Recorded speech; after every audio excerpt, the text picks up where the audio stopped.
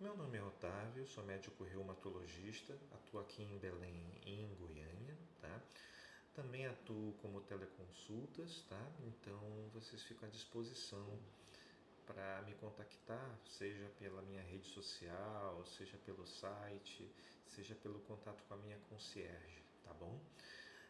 Eu queria conversar hoje com vocês a respeito da jornada dos pacientes. Eu tenho visto muitos problemas relacionados ao acesso dos pacientes que eu cuido, seja no sentido de acessar um tratamento de alto custo ou um exame de alta complexidade, que aí seria também um exame de alto custo necessariamente diante das operadoras de saúde, dos planos de saúde, como a gente chama, né?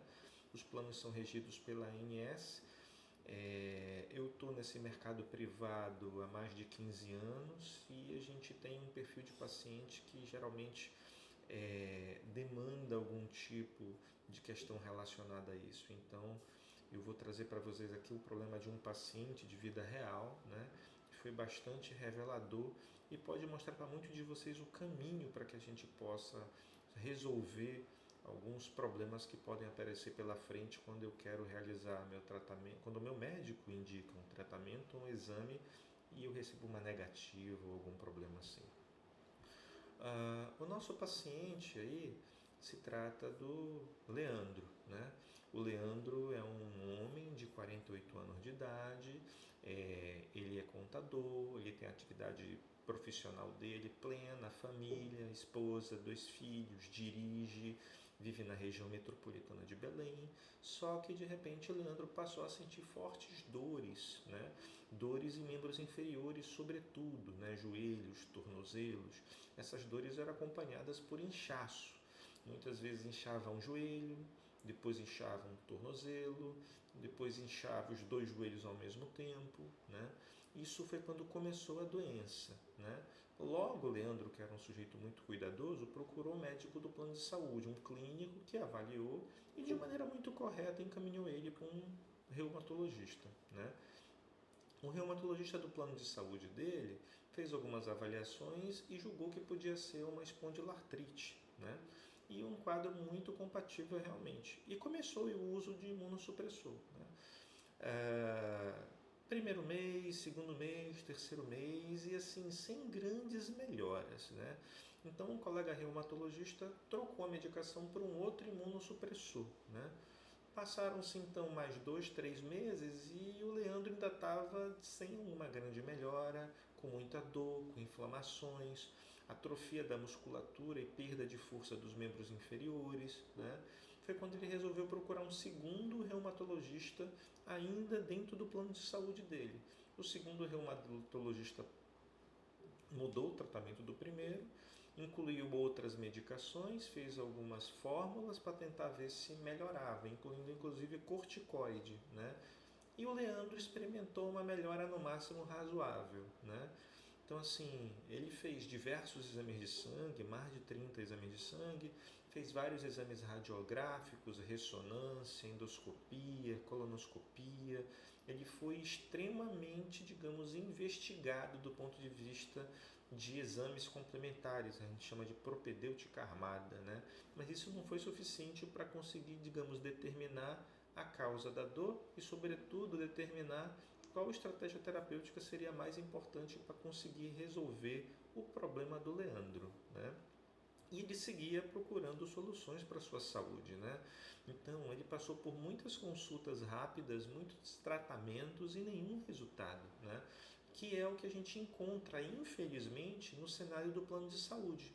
Consultas rápidas, onde o médico não consegue ou não pode te escutar, te conversar, te examinar com a calma e tranquilidade que muitas vezes a gente consegue dentro de um cenário mais privado. Tá? Então isso aí é uma diferença muito grande que a gente tem para os médicos que operam dentro do regime de plano de saúde, por diversas questões. Né?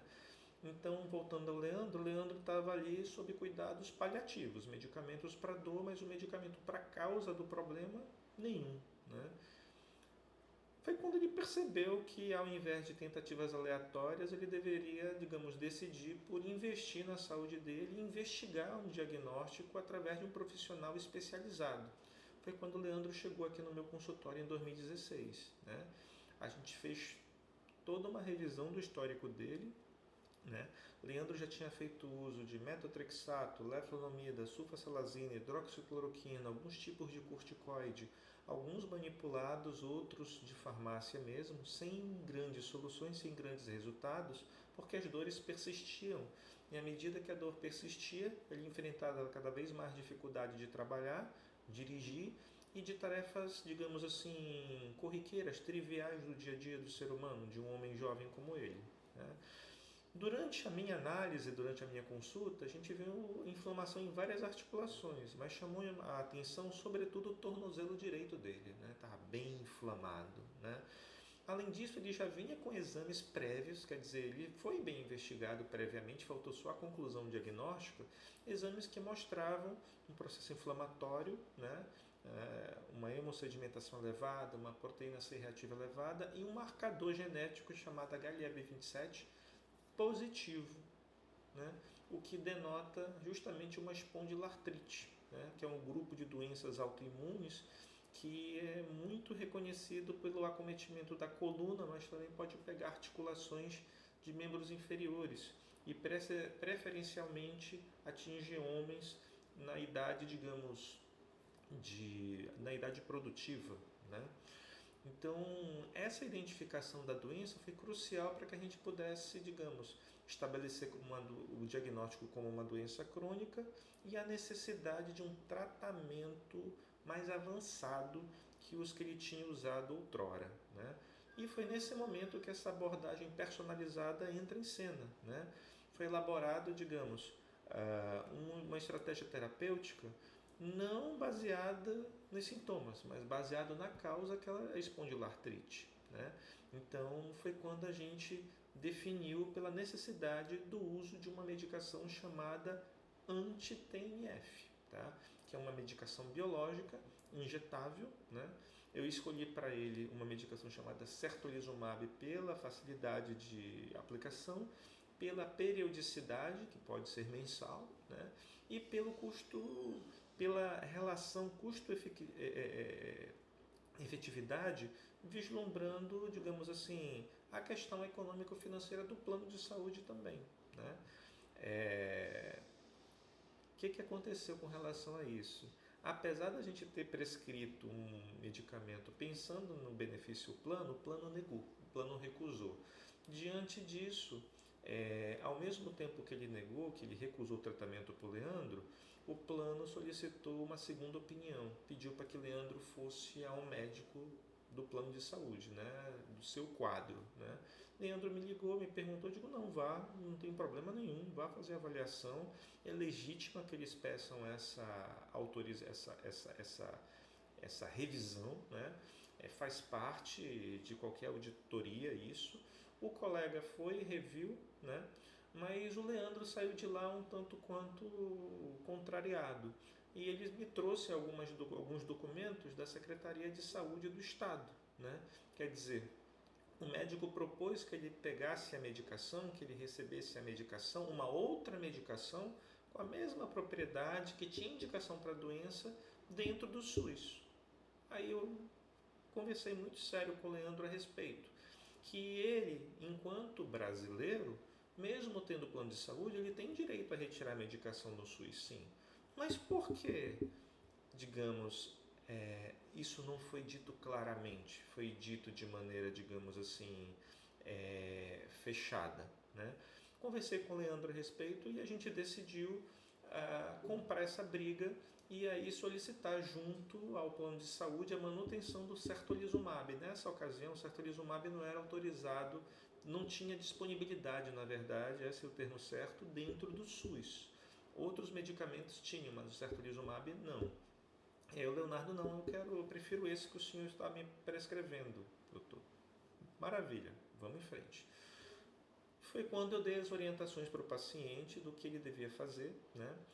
Sempre eu solicito que o paciente se comunique com o plano de saúde via e-mail. use eventualmente chamadas telefônicas, use eventualmente o WhatsApp, mas eles não têm validade jurídica, né? Ele não vale enquanto documento, né? E a gente precisa de documentação. Então, uma carta, uma negativa de um procedimento, de um exame, de um tratamento, tem esse documento por e-mail, tá? Então, ele seguiu exatamente essa premissa e aí a gente conseguiu progredir. Pedi para que ele dê as instruções para ele acionou a ANS e, para nossa satisfação, em coisa de 15 dias o paciente foi conclamado a comparecer a uma das unidades hospitalares do plano de saúde para receber a primeira dose da medicação. Eu lembro que, inclusive, ele me mandou uma foto lá dentro, recebendo a medicação sendo aplicado pela enfermeira, medicação subcutânea, né? Então foi um momento de grande alegria, de grande vitória. Isso sem precisar judicializar. A judicialização, ela é às vezes um tanto quanto, digamos, custosa, tá? Ela é custosa em termos financeiros, ela acaba sendo mais, o paciente vai ter que arcar com honorários, o plano vai ter que arcar com honorários, e o seu tempo, dependendo da situação, pode demorar um pouquinho mais. Então eu prefiro não judicializar, eu prefiro acionar a ANS, que nesse sentido a ANS tem um programa de justamente que tem essa função de regularizar o funcionamento do plano de saúde, né? Isso tudo foi explicado para o paciente dentro do consultório, durante uma consulta, com o tempo. A gente tem todas as instruções e todo o suporte via WhatsApp para que ele pudesse requerer esse direito e iniciar seu tratamento, né? Quer dizer, a gente acaba aqui no consultório lançando mão também de estratégias jurídicas, né? Ou de estratégias regulatórias para poder fazer com que o paciente tenha acesso ao direito que é dele, né? Foi desafiador? Foi, mas valeu a pena para que ele recuperasse a qualidade de vida, né? E em poucas semanas ele começou a experimentar uma melhora significativa, voltou a caminhar sem dor, ele ganhou massa muscular, voltou para a academia em 3 meses fazendo musculação, já não tinha que botar atestado no trabalho. Então, assim, em cerca de mais ou menos 10 meses ele conseguiu atingir a remissão, que é a ausência de sintomas clínicos ou alterações laboratoriais, né? Então, assim, a droga fez com que a doença sumisse e o paciente voltasse a ter uma vida plena, né? Que é o que é mais importante, viver plenamente, né? São essas ferramentas, os medicamentos servem para isso, né? Só que para a gente acessar esses medicamentos de alto custo, tem um certo ritual que a gente precisa cumprir. E por eles serem de alto custo, os valores variam de maneira, digamos assim, incalculável. Cada doença, algumas indicações, dose, posologia, então é tudo muito individualizado, né? Então, assim, esse paciente ele teve uma percepção que para manter a saúde dele, recuperar a qualidade de vida, ele precisava investir no cuidado, né? E esse investimento no cuidado é investir em alguém que possa ter tempo, paciência, tranquilidade, expertise e conhecimento para que possa guiar ele por essa jornada até ele conseguir o tratamento dele, né? Então, assim, essa história não é só sobre um tratamento que foi bem sucedido, né? Mas é entender que a saúde é um bem, né? E um bem que você precisa investir, não tem jeito, né? Para que você tenha resultado real e duradouro. Ele está até hoje bem com as medicações deles, tranquilo, vivendo a vida dele. Encontrei ele recentemente, casualmente, fora do consultório. Foi até engraçado, que a gente nunca tinha se encontrado fora do consultório, né? Aquela ideia de uma consulta popular, uma consulta rápida, ela pode ser até economicamente um pouco mais convidativa, mas ela não é resolutiva, não vai ter uma abordagem adequada, né? O colega não vai ter tempo de te escutar, ele não vai ter tempo de te examinar, ele não vai ter tempo de te explicar, de esmiuçar a estratégia, de dizer como tu tens que fazer, para onde tu tens que telefonar, quais documentos tu tem que ter, quais cuidados tu tem que lidar quando tu está na tratativa com o plano de saúde, né? Então não é uma questão de dinheiro, é uma questão de qualidade de vida, né? E eu te convido, caso você também enfrente uma situação semelhante à desse paciente, não adia a tua decisão não, procura um colega de confiança, né? Procura o teu reumatologista, procura o teu médico de confiança, seja a especialidade que for. No meu caso, eu estou à disposição, caso você precise, nos meus canais, seja no Instagram, no Google, no meu site. A minha concierge responde a hora que precisar, para que a gente possa conversar e a gente possa te ajudar a percorrer, a exemplo desse paciente, toda a jornada necessária para que você possa ter seu tratamento, seu exame e ter recuperado a sua qualidade de vida. Tá? Eu espero que essa mensagem chegue em muita gente, e se você identificou alguém que esteja passando por isso, que tem muita gente passando por isso, que eu vejo aqui muito no consultório, encaminhe esse vídeo. Até a próxima.